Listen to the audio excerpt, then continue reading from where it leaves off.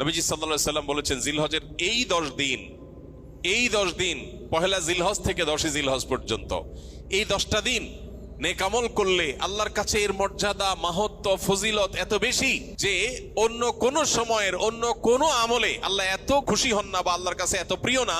এই দশকের ভালো কাজ আল্লাহর কাছে যত বেশি প্রিয়। জিলহজের প্রথম দশকের যত গুরুত্ব কোরআন হাদিসে এবং সালাফে সালেহিনের আমলের মধ্যে বর্ণিত হয়েছে, আমাদের সমাজে এই 10টা দিনের ইবাদতের ব্যাপারে মানুষের অবহেলা যেন ততটাই চরমে।